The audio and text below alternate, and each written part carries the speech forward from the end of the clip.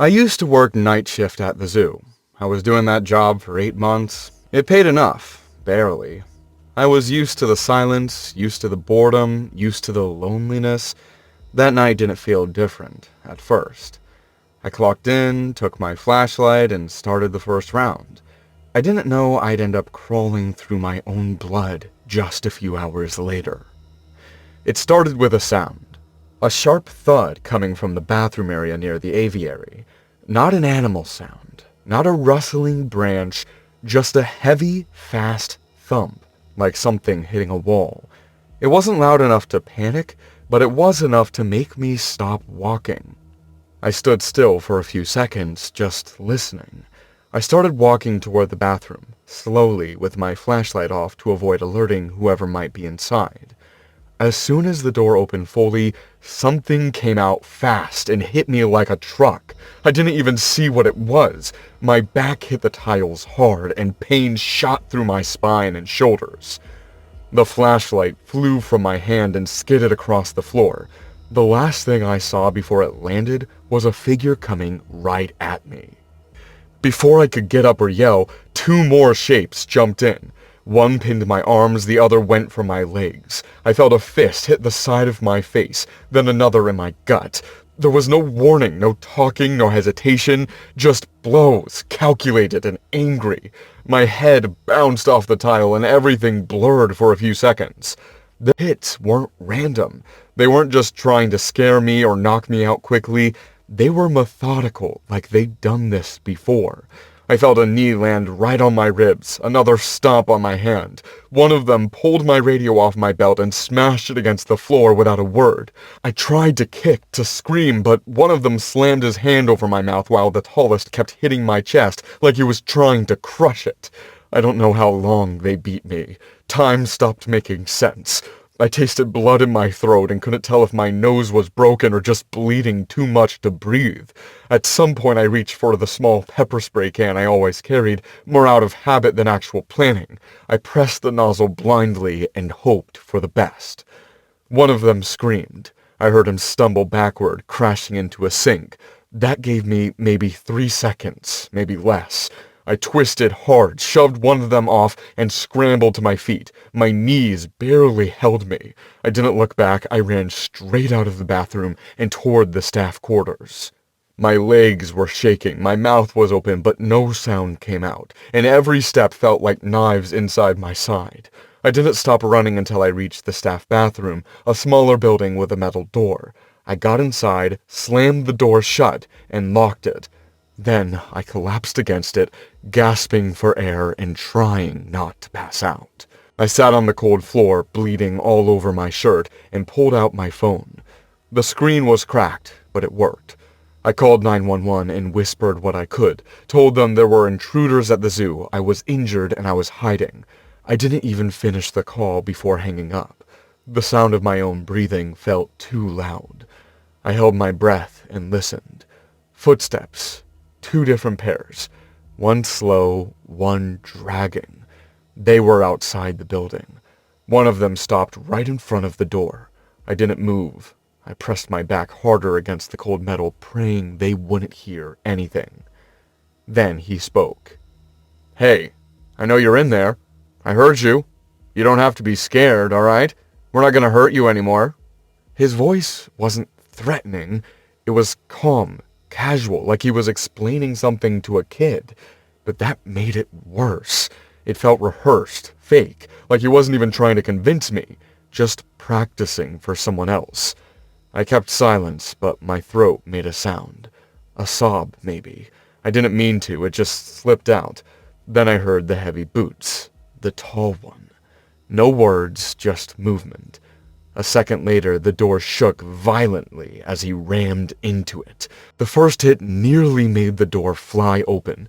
It wasn't made for that kind of force. The second impact bent the lock.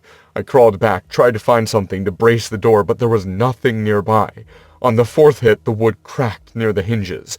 On the 5th, it snapped wide open and he came in like a storm. He grabbed me by the shirt and lifted me like I weighed nothing.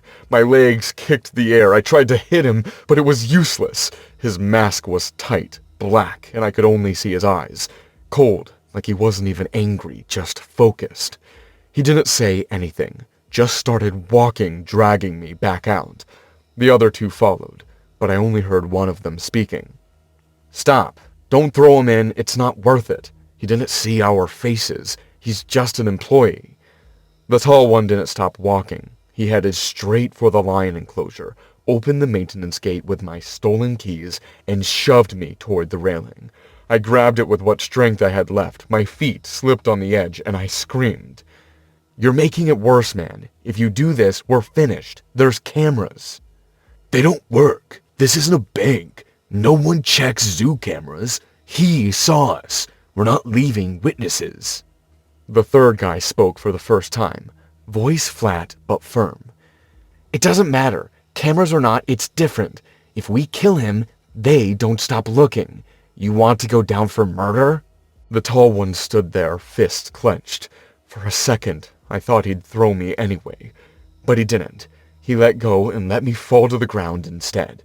Then he kicked me in the side again and stormed off. I could barely breathe. I just lay there, staring at the sky, waiting to pass out. I heard them arguing in the distance, their voices getting louder, angrier. Then the sirens came. First faint, then louder. Flashing lights painted the trees blue and red. They panicked immediately. I heard them running, scattering like rats. I didn't even try to get up. I rolled to the side, trying to stay conscious. One of the cops yelled something, and I heard a struggle near the parking lot. Someone got tackled. Screaming. More yelling. The tall one. He didn't go down easy, but they cuffed him eventually. 2 officers found me, radioed for a medic, and knelt beside me. One of them asked if I could talk. I nodded. Barely. I was taken away in an ambulance a few minutes later. They gave me oxygen. My ribs were cracked. My shoulder was dislocated. They said I was lucky. But I didn't feel lucky. I felt like I had survived something I wasn't supposed to. I quit the job the next day. No calls, no goodbyes. I just left. They said the tall one was in custody. The other 2 were gone. No leads, no names, no prints. I didn't sleep for weeks. Every sound felt like a boot behind the door. I kept expecting them to come back, finish what they started, maybe find my house, maybe wait for me in the dark. I didn't tell anyone the full story. Not my family, not the cops. They didn't need to know that I begged, that I cried, that I almost gave up right there on the ground while someone argued over whether to throw me to the lions or not. People kept telling me I did the right thing, that I'm brave, but I wasn't. I was just the night guy. Wrong place, wrong time, and barely lucky enough to crawl out of it alive. Being an EMT in a small town in Montana may seem easy. With a population of only 500, our town rarely has emergencies. But when the call comes, we know things are serious. This incident happened on my first shift as an EMT in this town. It was a night shift, as the newest EMTs always get the night shift. The sky was dark and cloudy, with heavy rain blurring anything beyond 20 yards. Greg, my shift partner for that night, and I got into the ambulance. Greg was behind the wheel while I sat beside him. Even though it was a 911 call, we were driving at only 15 miles an hour. The rain and the fog had restricted our vision badly. Greg, too, had moved into town recently, and we had bonded over it. The location we were called to was pretty secluded.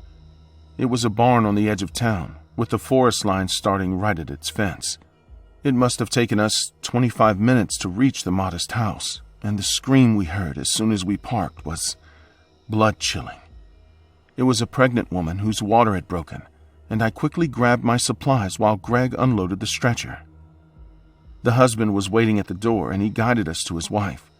I tried to be as professional as possible, but inside I was terrified for the woman. In normal circumstances, it would take us less than 10 minutes to get her to the hospital, but with the rain and the fog, I knew we had an uphill battle to fight. "It's okay, ma'am. Let me check you out. We'll see how much you're dilated, and my partner and I will take you to the hospital soon, all right?" "Breathe with me, ma'am." I tried to console her. I checked under her gown, and she was pretty dilated. Chances were she would deliver on the way to the hospital. Greg had brought in the stretcher, and we got her on it. The second we rolled her out of the house, it seemed like the rain started pouring even harder. Her husband was right behind us in their car. Greg started driving, and I sat in the cab with the woman.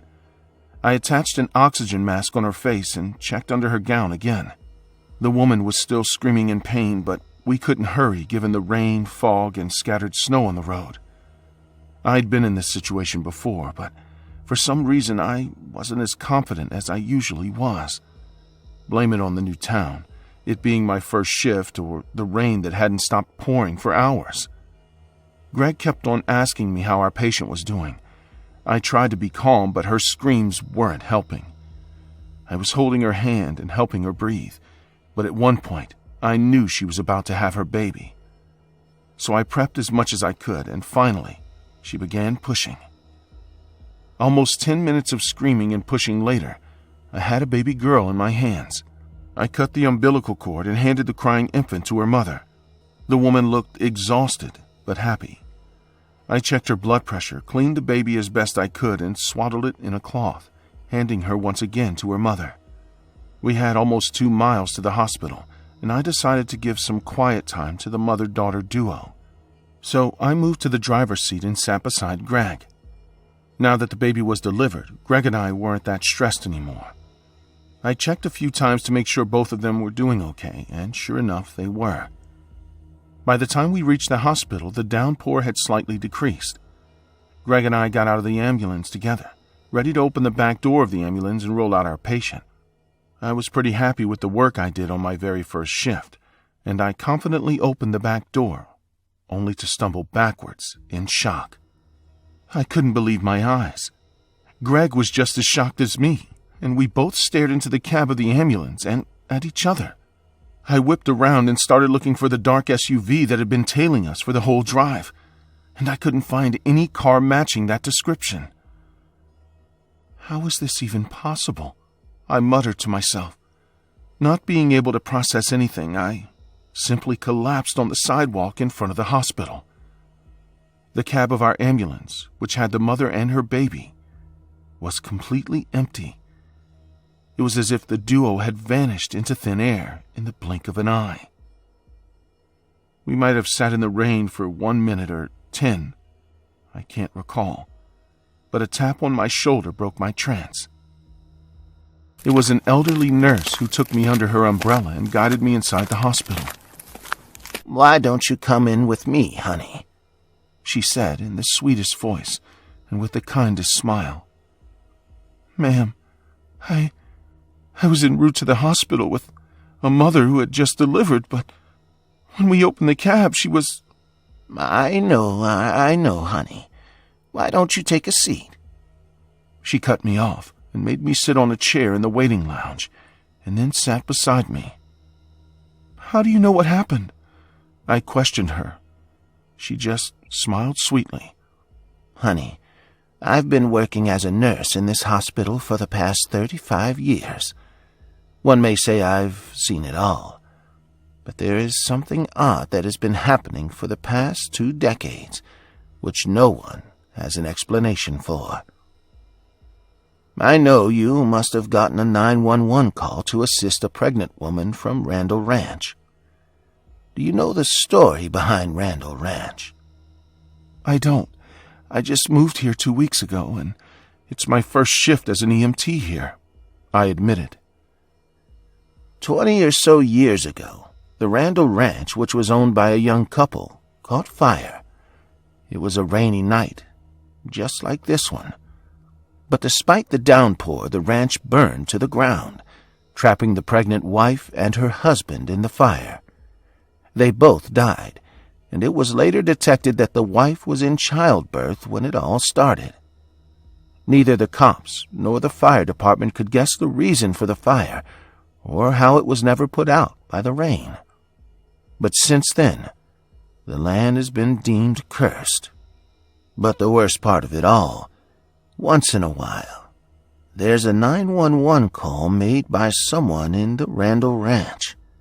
When unsuspecting people like you show up to help, and they either help the couple, and the couple vanishes, or the ambulance gets into an accident.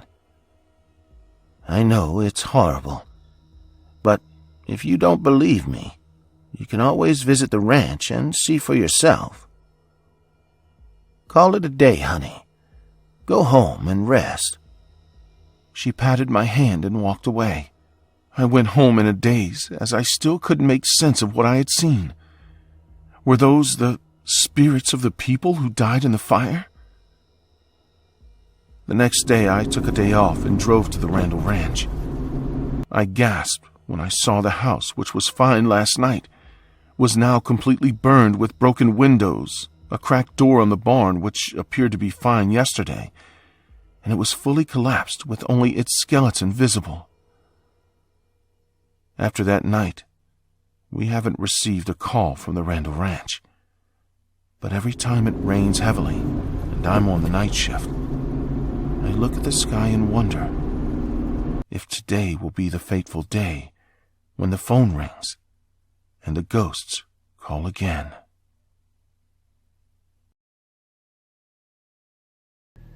My name is Jack. I'm a night security guard. I've worked warehouses, banks, even hospitals. Nothing ever rattled me before. When I took the job at Harlow Private University, I didn't ask questions. A week-long contract, good pay, no paperwork beyond an NDA, easy money. The dean himself walked me through it. My orders were simple: patrol the halls, watch the cameras, make sure no one gets in or out. 7 students were staying behind during some important experiment. They had cameras in their rooms. I figured it was for safety. The building was old, silent, the kind of silent that makes you hear your own breathing. I had a small office with 10 monitors showing every hallway, every room. Every door had an electric lock, controlled remotely. Once they clicked shut, there was no getting out without clearance. First night was uneventful. I drank coffee, played cards on my phone. Occasionally I'd see some of the students shift in bed. Normal stuff. I thought it would stay that way. I didn't know yet that the silence was the last comfort I would have. The second night gave me something to think about. Around 2 a.m., 3 students got up from their bed. They were sleepwalking. No big drama. Just stood there. Blank expressions. Barely moving. It was weird, but harmless.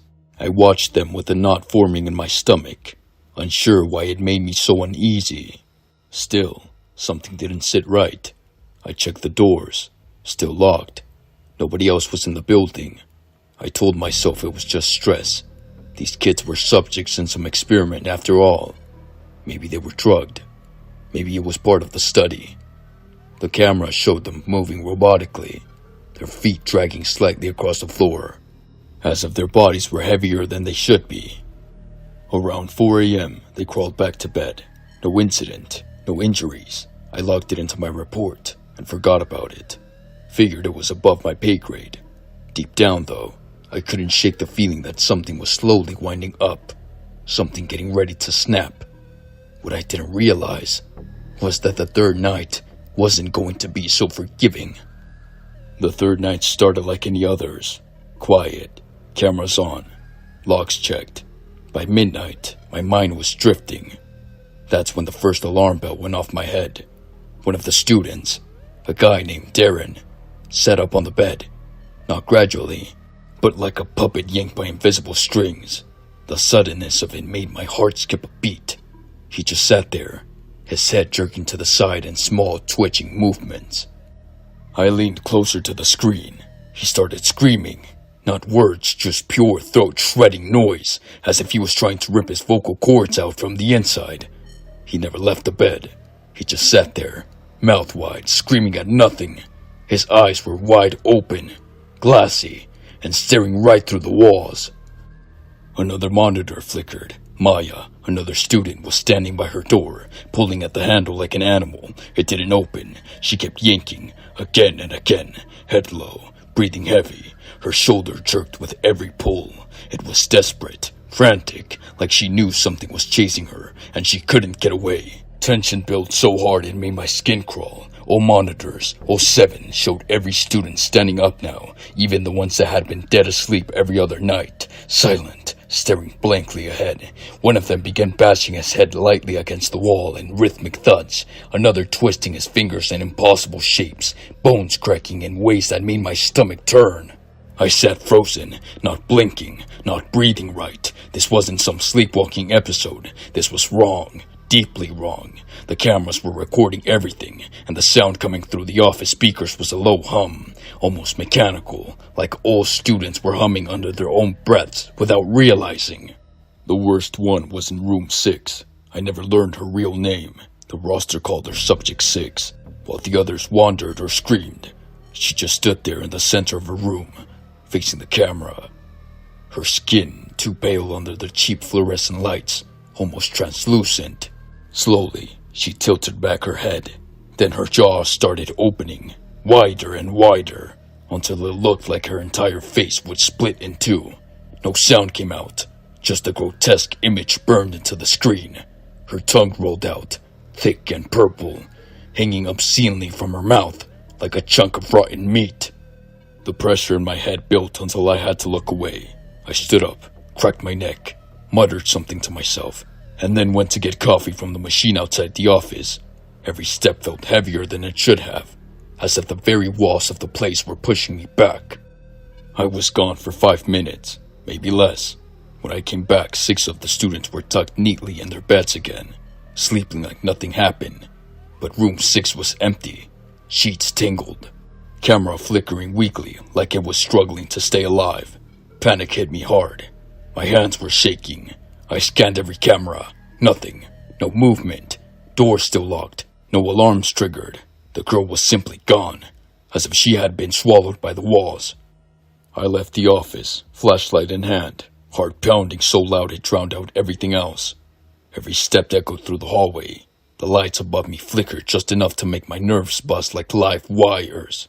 When I reached the girl's room, I opened the door slowly. Empty. Sheets twisted like she'd fought them.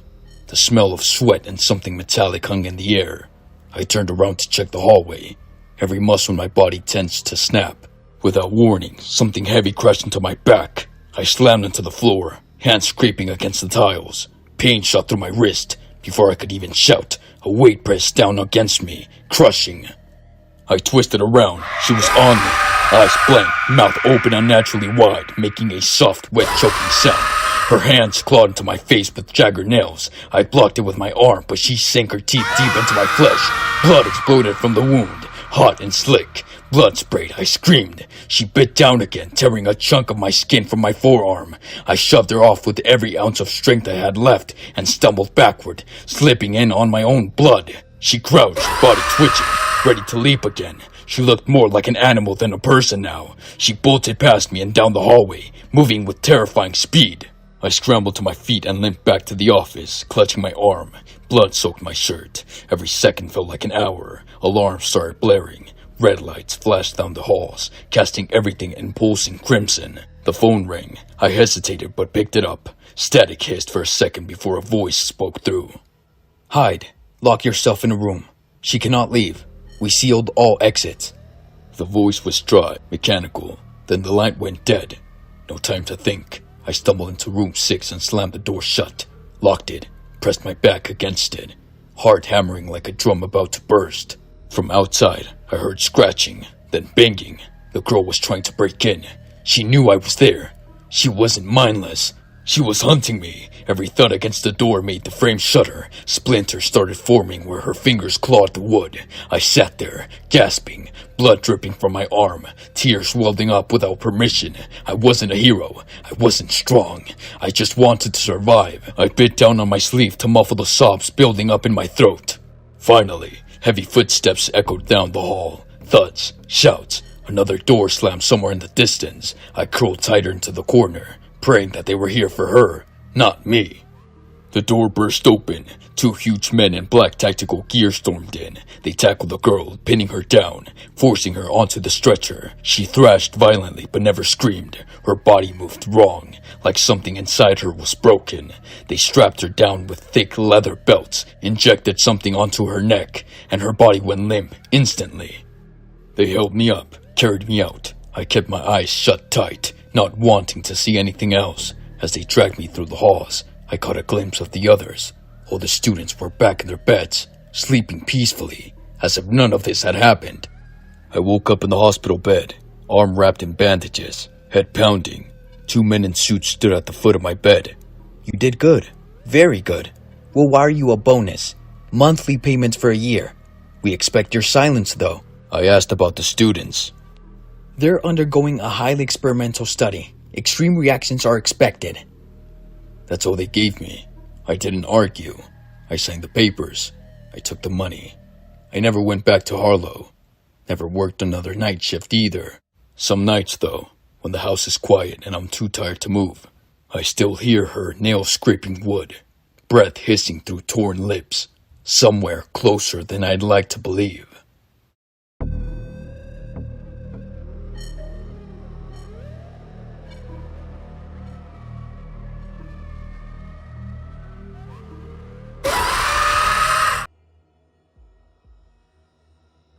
I still remember working the night shift as a security guard at the Crescent Oaks Hotel. My job was to patrol the halls, check that the doors were locked, and take a few calls from guests who were still awake. It was a quiet place, at least during the day. The nights had something different. I couldn't explain it, but I always felt a little restless when the sun disappeared. My routine was simple. I would walk the first floor, check the main corridors, then go up the service stairs to the upper floors. Most nights pass without incident. There's not much that can happen during a hotel at night, right? The hotel had 5 floors, nothing extraordinary. Comfortable rooms, a small bar, a pool that closed early. The maintenance areas, on the other hand, looked like a maze of narrow corridors and low ceilings. They were the areas I avoided most. There was no reason to go there unless something was wrong. It wasn't that it was destroyed or anything, but I don't know. There was something about those huge hallways with a warm yellowish light that made me uncomfortable. And to be fair, the other employees as well. That night began like any other. The clock struck 11 p.m. when I started my first round. It was just another night at the hotel. Around midnight, as I was checking the 3rd floor hallway, I heard a noise. It was something brief, like a thud coming from the service staircase. It wasn't unusual for someone to come down late for drinks or something, but I hadn't seen anyone on the cameras. I walked over to the stairwell door and opened it. The light in the stairwell was flickering, which wasn't unusual. The building had its years, although it wasn't right either. I was going to have to let the manager know the next day. I descended a couple of steps to make sure no guests were missing, but all was quiet. As I walked back up the hallway, I heard it again. This time it was different. A rhythmic sound like footsteps. I looked down, and that's when I saw it. A human shadow slowly descended the stairs, just below where I was standing. There was no way anyone could have passed without me seeing it. I froze. The shadow stopped as if it knew I was watching it. Then it began to move faster, moving up the steps toward me. Without thinking, I closed the door and ran. At the time, I didn't think it was anything paranormal. I just acted on reflex. Someone was coming down the stairs and suddenly coming up the stairs very fast. I ran into the main hallway, trying to think clearly. The more I tried to figure out what had happened, the more frightened I became. There was something or someone on the stairs, and it wasn't a guest. The cameras had not recorded anyone entering or leaving. Everything pointed to the fact that someone had managed to sneak in. But then, why not report it? Something inside me told me this wasn't normal. As I made my way to the maintenance area, I opened an emergency door to take shelter. The shrill sound of the alarm filled the air. I cursed under my breath, knowing that I would now have to explain to the manager why I had set it off. But at that moment, I didn't care. When I turned to look down the hallway, my heart almost stopped. There it was again. The shadow. This time it wasn't on the stairs. It was at the end of the hallway, motionless. Its feet didn't touch the floor. There was no sound of footsteps. It just stood there, waiting. Well, I wasn't going to wait to see what it would do. I ran as fast as I could down the maintenance aisles, dodging boxes and stacked equipment. I felt the adrenaline rushing through my body, but also something else. The feeling that I was being followed. Halfway down the aisle, I tripped over a coiled hose on the floor. My body hit the ground and a sharp pain shot through my right leg. I tried to get up quickly, but the time I lost when I fell was enough for something to change. The alarm was still sounding, but the hallway was silent. I turned slowly, expecting to see the hallway empty. Instead, it was there. Closer this time.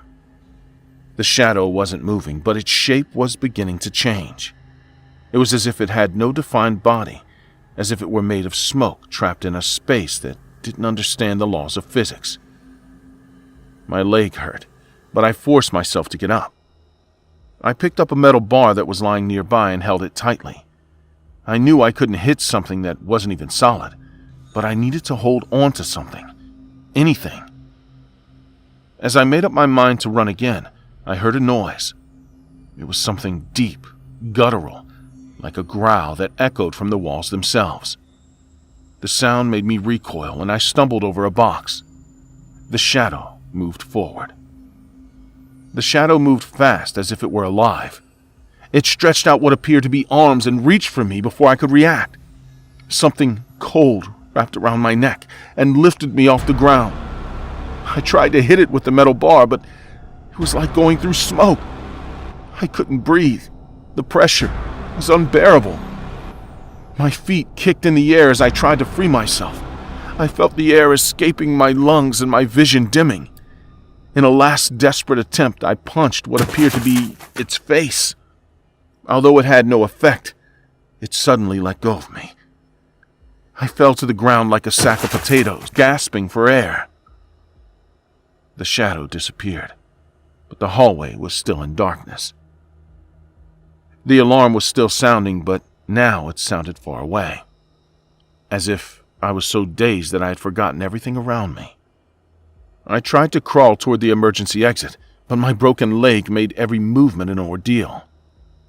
The next minute was a blur. All I remember was reaching the end of the hallway, just as I felt something grab me from behind. I fell face down, screaming, but there was no one there. My hands desperately searched for the exit door. I managed to open it and crawled out. When I was finally outside, I felt I was out of danger. I crawled away from the building as fast as I could, crawling on the asphalt until my body gave out. I lay there, looking up at the sky, trying to process what had happened. I knew I couldn't go back. A motorist found me a couple of hours later and called 911. At the hospital, I was told I had a broken leg and several strange marks on my neck and arms. When they asked me what had happened, I didn't say anything. No one would believe me. I resigned from the hotel without explanation. I simply sent an email to the manager saying I would not return. He never contacted me again, and I did nothing to find out what had become of the place. I don't know what happened that night. I have no idea if my manager already knew what was going on or if it was the first time. I just know that I really mean what I said. I will never set foot in that hotel again in my life. Ever.